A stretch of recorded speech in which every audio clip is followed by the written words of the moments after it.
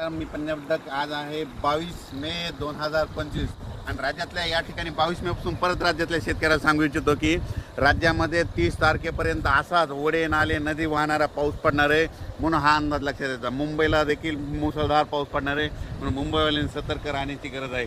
राज्यातल्या सर्व शेतकऱ्याला सांगू इच्छितो की राज्यामध्ये पूर्व विदर्भ, पश्चिम विदर्भ, दक्षिण महाराष्ट्र, उत्तर महाराष्ट्र, कोकणपट्टी, खानदेश, मराठवाडा 22 मे पासून तर 30 मे पर्यंत असा नदी ओढे नदी नाले वाहतील असा पाऊस पडणार आहे म्हणून हा अंदाज लक्षात येतात। माझी सर्व शेतकऱ्याला विनंती की विजा कडकडत असताना झाडाखाली थांबू नका।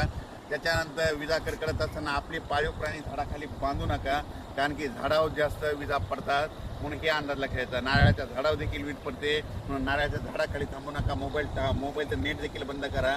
काल देखील 2-3 ठिकाणी मोटरसायकल चालत असताना मोटरसायकल विजा पडलेले 2-3 व्यक्ती महाराष्ट्रातले दगावलेत म्हणून हे देखील लक्षात येतं। आणि राज्यात सांगायचं झालं तर म्हणजे हा पाऊस 30 तारखेपर्यंत दररोज 2-2 दिवस वेगवेगळ्या भागात पडणार आहे आणि जमिनीमध्ये चांगली 1 फूट वर जाणार आहे म्हणून हा अंदाज लक्षात येतं। मग सांगायचं झालं तर हा पाऊस सांगायचं झालं तर सर्वात जास्त मुंबईला पडणार आहे, नाशिककडे पडणार आहे, त्याच्यानंतर कोकणात पडणार आहे, कोल्हापूर, सातारा, पुणे खूप पडणार आहे, म्हणजे नगर जिल्ह्यात देखील खूप पडणार आहे। आणि त्याच्यानंतर मुंबईकरांना सतर्क सांगू इच्छितो की तुमच्या मुंबईलाचं जनजीवन असं विस्कळीत होईल असा म्हणजे 27, 28, 29 देखील पाऊस पडणार आहे म्हणून हा अंदाज लक्षात येतात। राज्यातल्या सर्व शेतकऱ्याला सांगितलं की तुम्ही तुमची स्वतःची काळजी घ्या, आपल्या पाळण्याची काळजी घ्या म्हणून हा अंदाज लक्षात घ्यायचा। राज्यातल्या कालच मी एक व्हिडिओ टाकला होता की मी म्हणलो होतो लाईटवर किडे आल्याच्या नंतर बघा 72 तासात पाऊस येतो का नाही, म्हणजे काल 21 मेला टाकलं, हे बघा 22 मे तर हे असा निसर्ग संदेश देते।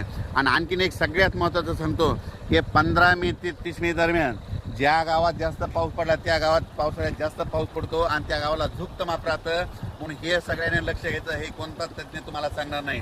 जर तुम्हाला एक सांगू इच्छितो की आमचं धामणगाव आहे, म्हणजे आमच्या धामणगावला 15 मे ते 30 मे दरम्यान आता असा पाऊस पडला आणि इकडे सेलूला नाही पडला तर येणाऱ्या पावसाळ्यात आमच्या गावाला दररोज पाऊस पडणार पण सेलूवाल्याला सोडून देणार म्हणून हे प्रत्येकाने ही गोष्ट लक्षात घ्यायची।